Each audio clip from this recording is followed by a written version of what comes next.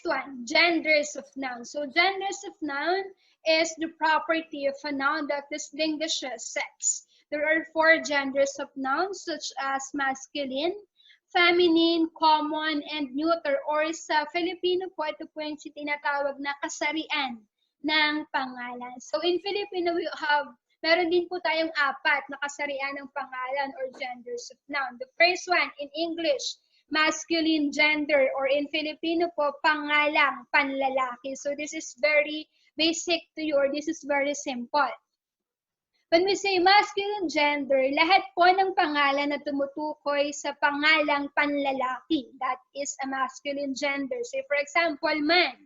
We all know that when we say man, it is a boy or a man itself. The next one.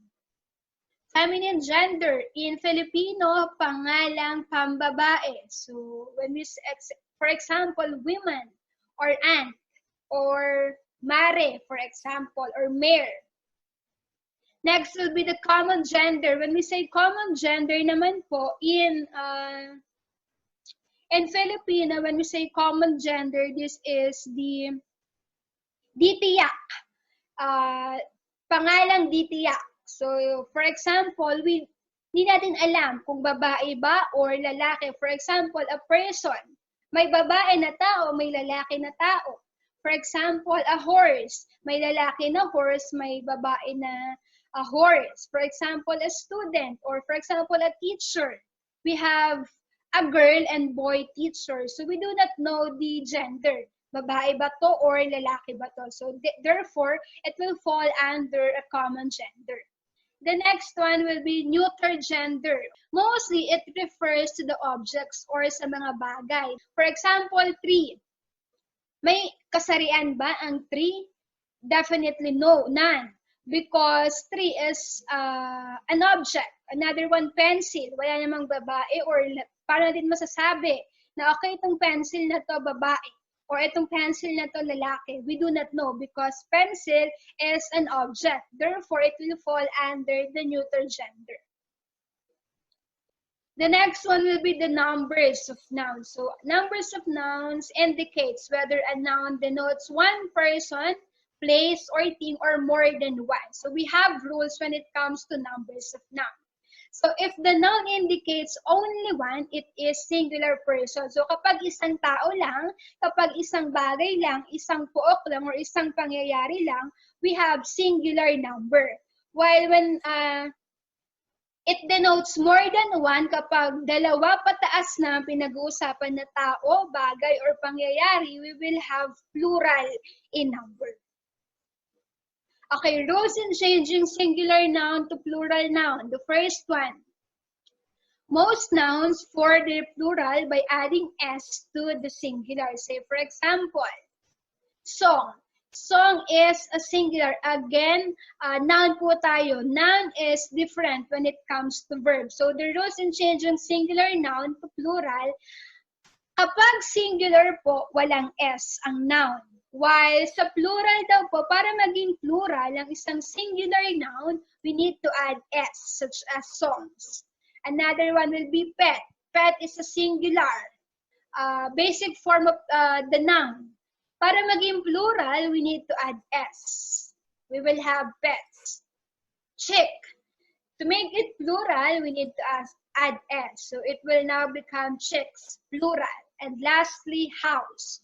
So house in the singular, it means that isang bahay lang. So to make it plural, we need to add s at the end of the house. So we will now have houses. So again, first rule, lahat daw to make the singular noun be in plural form, we need to add s at the last letter of the singular noun. The next one, the next rule will be if the singular ends in s, x, ch, or sh, add es to form the plural. If kanina, ang ilalagay lang natin or idadagdag lang natin ay s to make it in plural form, dito po may exception. Lahat na nagtatapos, lahat ng word na nagtatapos sa s, x, ch, sh, ang ilalagay natin ay es. Say, for example, dress. Dresses ends with the letter S. And our rule, if it ends with S, we need to add ES. So therefore, it will now become dresses. The next one, box. Box ended with the consonant letter X. Therefore, we will add ES and it will now become boxes. Next one will be bush. Bush will be ends with the consonants SH.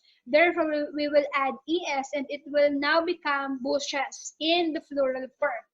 And church, and it will now become as churches. Again, exception to the rule. All the singular nouns ending in CH but pronounce it as ka, just add S to make it in plural. So, although nagtatapos siya sa CH, but it will pronounce as ka, or may pronunciation siya na ka, ang ilalagay lang po, idadagdag lang po ay S para maging plural. Say, for example, monarch. Monarch is a noun ends with CH, but the CH here is pronounced as ka, monarch, ka. So we will not read it as monarch. It reads as monarch. So therefore, we will add S and it will now become as monarchs. The next one, stomach. We will not read it, hindi natin ito babasahin as stomach. We will read it as stomach, as CH pronounced K or ka, rather. So therefore, we will add S at the end of stomach and it will now become as stomachs.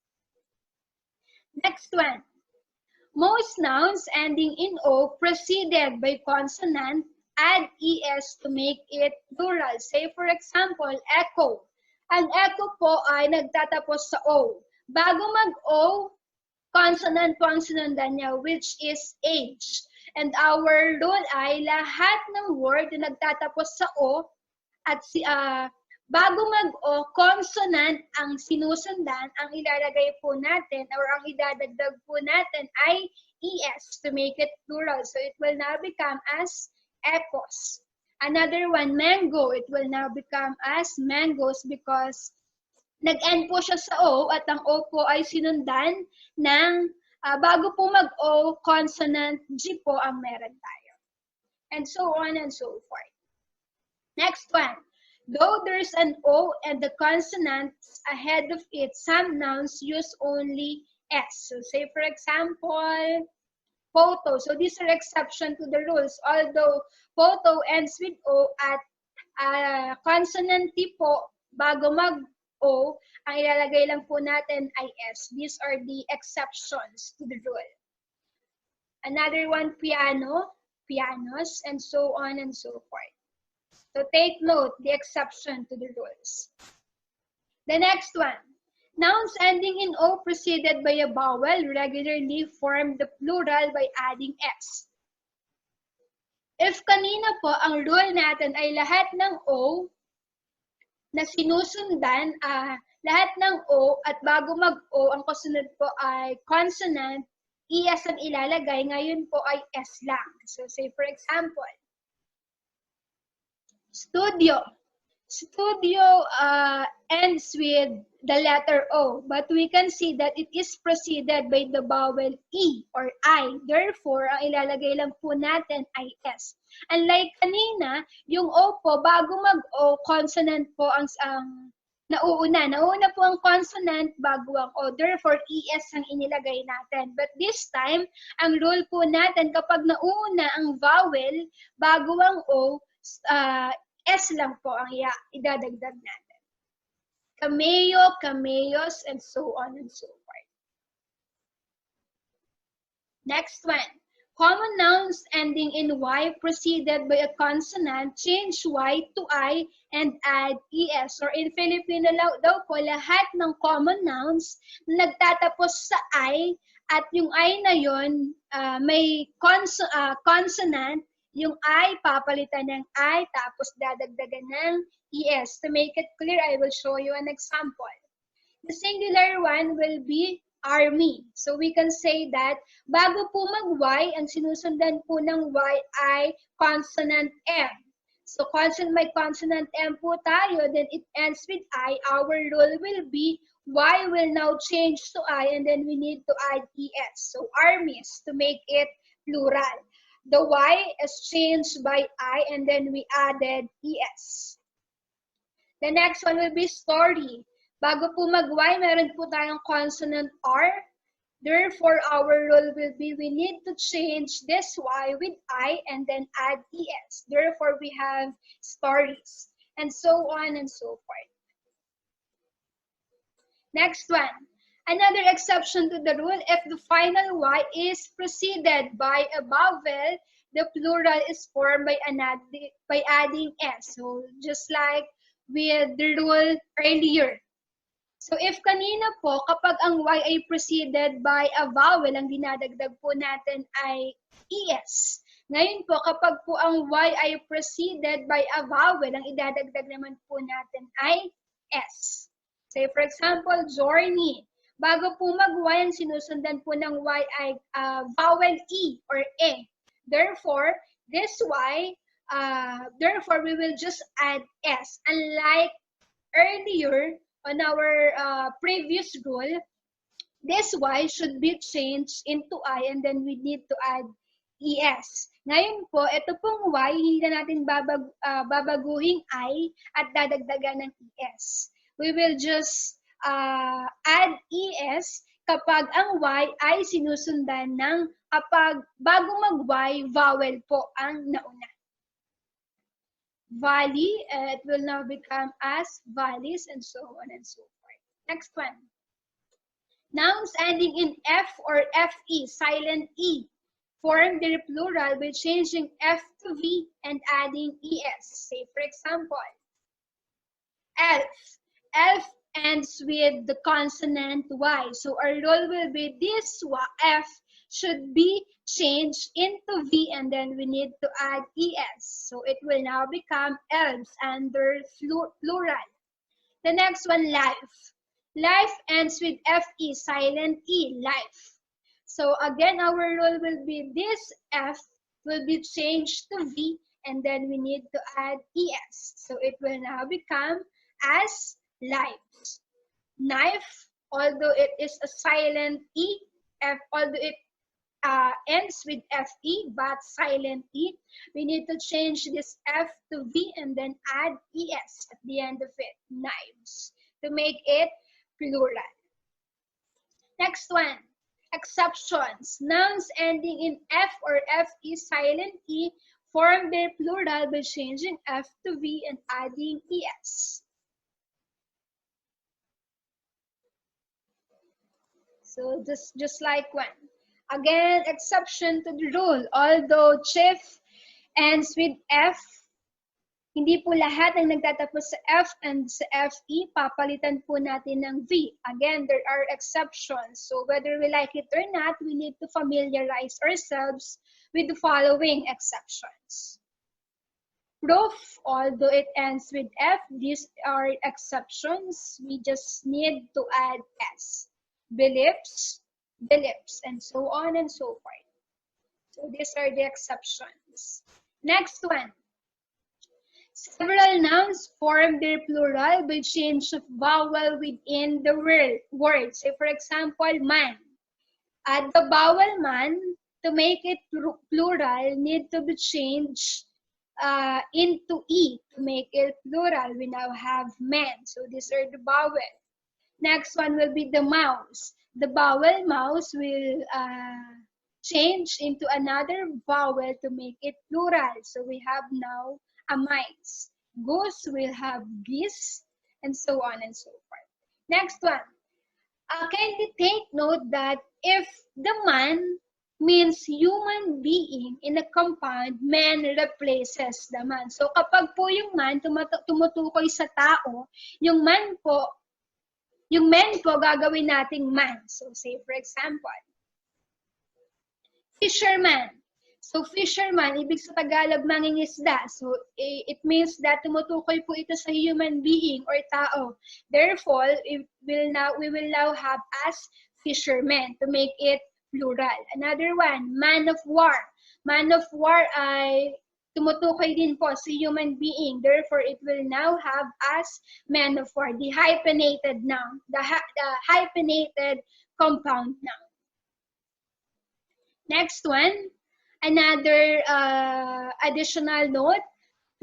If kanina, kapag tumutukoy sa human beings ang man, papalitan natin ng men to make it plural. Dito naman po, kapag ang man ay part of the word or tumutukoy sa ethnic group, race, or civilian, lalagyan lang po natin siya ng S. Say for example, Brahman.